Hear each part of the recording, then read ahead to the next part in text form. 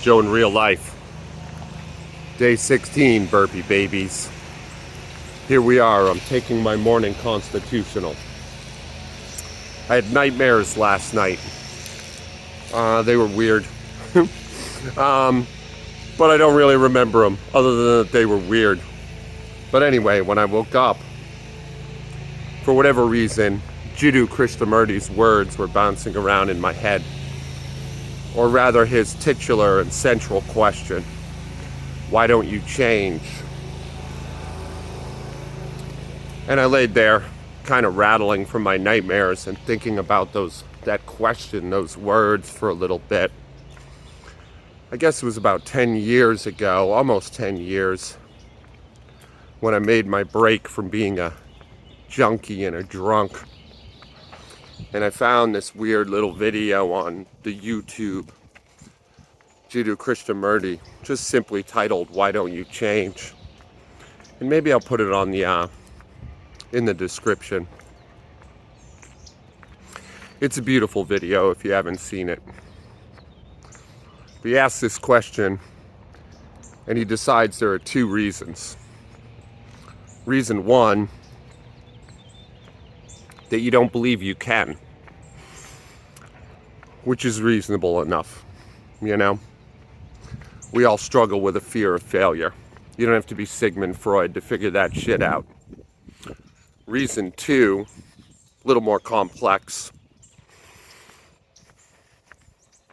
that you're afraid you'll be able to, and it won't matter. That one's tough.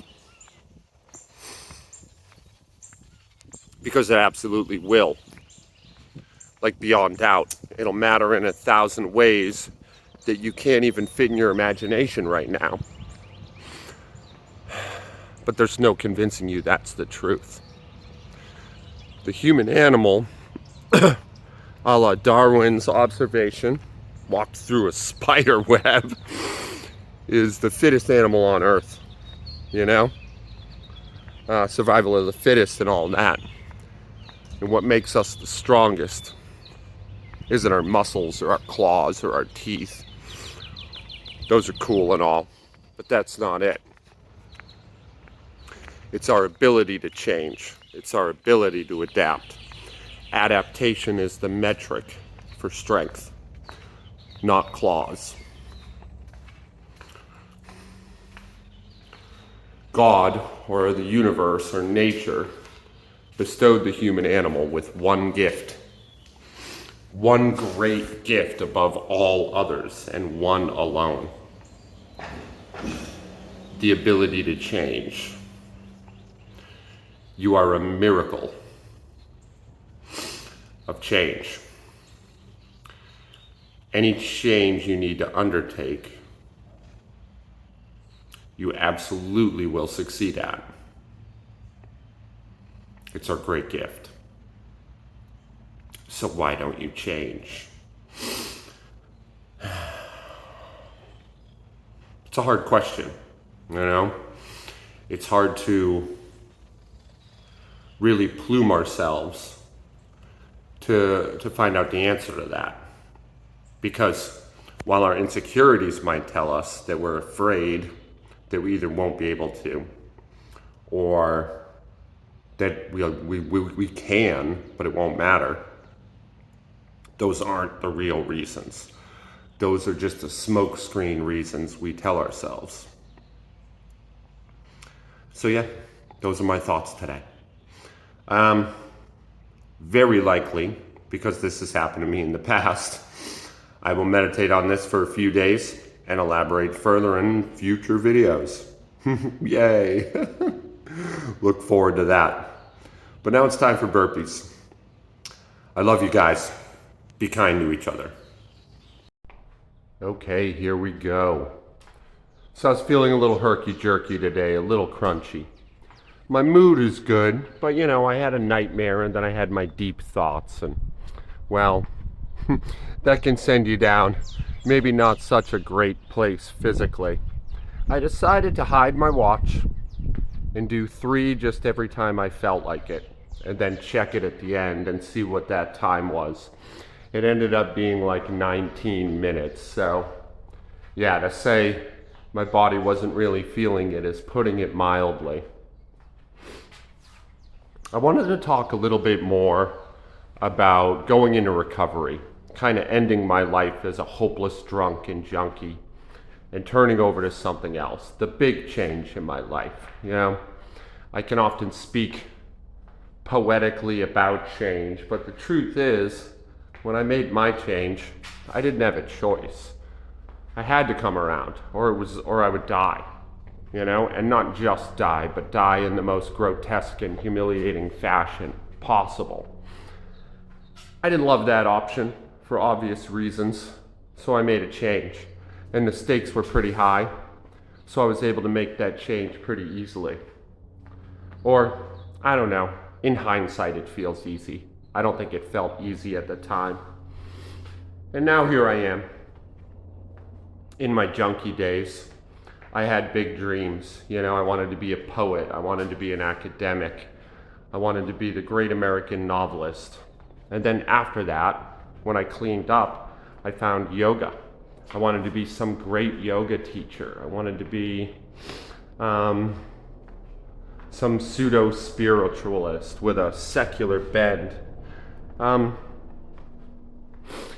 these dreams, are kind of infected, kind of leftovers from the sort of childhood experience we've all had, where someone told us when you grow up, you can be anything you want, you can be anything in the world. And as we get a little older and we feel the reality of the world resting on our shoulders, we discover that that's a lie.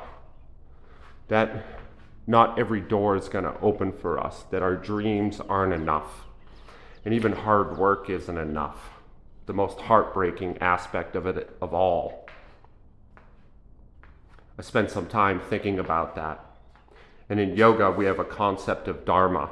And a lot of modern yoga students get the concept of dharma wrong. Your dharma is kind of like your life purpose. But here's where they get it wrong. You don't choose your dharma. Your dharma chooses you. It's set. And your job is to discover it, to unearth it, to kick the dust off its minutia, and then become an agent of it, an avatar. You don't get to do whatever you want. And the real problem here is the word want. When your parents said you can be anything you want, what they should have said is you can be anything.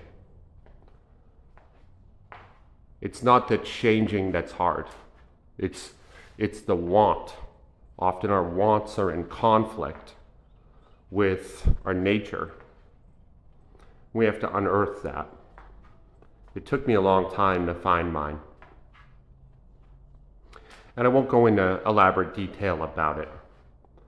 But because it's central to what we're talking about, in sort of a very loose terms, it's just to help people change, to help people realize it's not so scary, it's not so hard. In fact, it's natural. You can change at any time. You could change right now, just with a word. We all have that power. As I said in my pre-talk, we're all imbibed with it by nature. We are nature's greatest changers. It's our gift, and we can do it at any time. So, I'm doing 3 just whenever the hell I feel like it. And they're not going great. My body's feeling a little herky-jerky, a little miserable.